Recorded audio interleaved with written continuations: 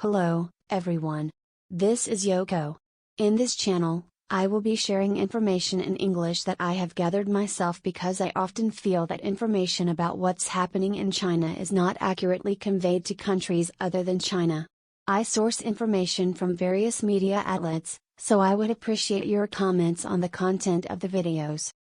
Also, since English is not my native language, I use an AI speaker to generate the audio to ensure that the information is conveyed accurately. If you enjoy the content, please consider subscribing to the channel and supporting me. Today, I want to talk about an incident where the family of an Israeli diplomatic delegation was attacked on the streets of Beijing. On the afternoon of October 13, 2023, near the entrance of a supermarket in Beijing, the family of the Israeli diplomatic delegation was attacked. The perpetrator has already been apprehended.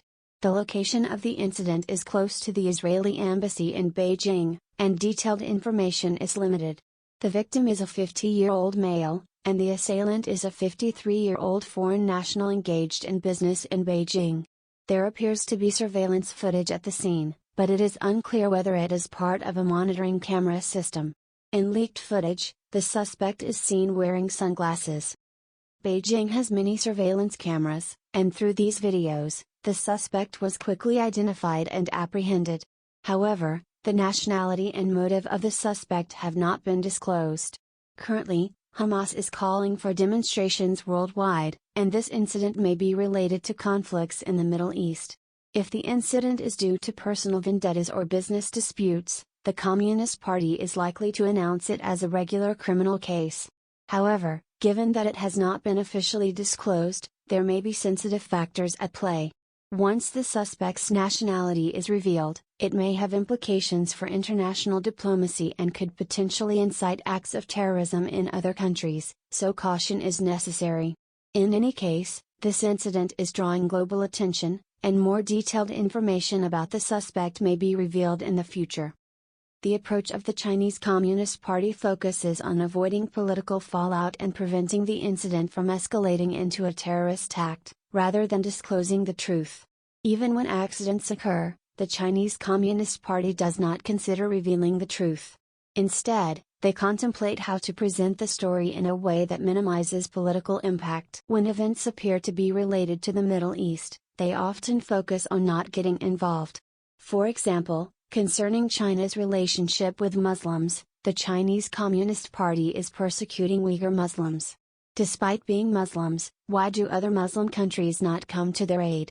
Furthermore, the Taliban and the Chinese Communist Party have a good relationship, which is peculiar, considering that the Taliban is not officially positioned as an enemy of Islam. I would like to explain the underlying nature behind what may appear as religious conflicts from my perspective. There are various conflicts around the world, but these conflicts are often explained as religious conflicts due to differences in ideology. Many people perceive them this way. However, in conflicts with a religious element, it's essential to look beyond the surface and understand the root causes.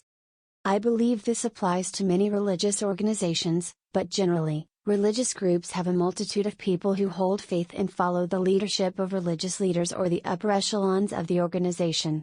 In other words, religious organizations or institutions are divided into those who are controlled by the higher-ups and those who control these individuals from the top. When conflicts arise, it's typically the controlled masses who end up fighting each other, while those exercising control remain relatively safe. They are not at risk, and they do not engage in combat. The risk is borne by the controlled masses. Within such a structure, there are often countries, organizations, and individuals that support one side in conflicts like the recent one between Hamas and Israel. For example, the United States is well known for supporting Israel, and Israel, being a Jewish state, receives economic support from Jewish communities worldwide. Military support is also provided at times. From the perspective of those in positions of control, such as leaders of Hamas or Israel, conflicts can be seen as events that bring economic or military support each time they occur. The most dangerous aspect of these conflicts is that it's the Palestinian people who actually suffer when hostilities break out, typically innocent civilians, not necessarily members of Hamas. If all members of Hamas were to perish, the structure of the conflict would cease to exist. As a result, ordinary civilians get caught up in it. Therefore, as long as conflicts persist, countries, organizations, and individuals from around the world will continue to provide support to the upper echelons of the parties involved. When the conflict comes to a complete halt, those at the top may find themselves in a difficult position. From this line of thinking, some people argue that Israel had an extensive information network like Mossad and knew that an attack from Hamas was imminent. However, I personally don't believe that's the case. The reason is that, at this point, many Palestinians would be at risk. From that perspective, initiating a large-scale conflict at this timing doesn't make sense. For example, the conflict in Ukraine might be in a similar situation, but the current circumstances are the worst possible timing for it. I believe the decision is more complex and based on a consideration of the overwhelming amount of information and the difficulty of assessing the true importance of specific information, such as whether it's worth launching an attack or not. I also touch upon support from those involved in conflicts like Hamas and Israel, especially concerning the potential harm to civilians. I discuss the underlying motives and decisions behind the timing of conflicts. Some people may not fully understand, like those involved in stock trading. When it comes to stock prices, there's a lot of information, some saying they will go up, and some saying they will go down. With an abundance of information, it becomes challenging to make accurate judgments, and some people end up losing in stock investments. The more information there is, the harder it is to make precise judgments. Israel may be in a similar situation.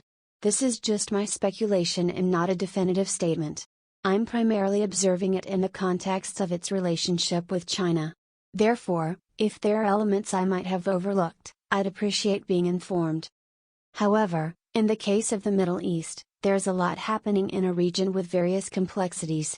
Those at the top who control things have different intentions. They use religious fervor to maintain control, and as for what those people are thinking, they're not necessarily fighting with religious fervor but are more concerned about receiving support from foreign sources or acquiring money. That's why other Muslim countries don't help the Uyghurs in China. When the Uyghurs fight against the Chinese Communist Party, it's not a jihad against the Chinese Communist Party, but an intervention by foreign powers to support the Muslims within China. However, it doesn't make sense right now because it doesn't lead to any benefits. In conclusion, Japan shouldn't lean too heavily in one direction. For example, concerning Hamas and Israel, Japan appears to be aligned with Israel, perhaps due to the strong influence of the United States. However, blindly following the instructions of the United States or Israel without having its own independent stance is not advisable. The conflicts in the Middle East are a complex situation involving not only religious or ideological factors but also the responsibilities of Western countries, stakeholders, and directly related nations. Japan should prioritize maintaining its independence, especially since it doesn't want to compromise its principles. That's all for this discussion. Until next time.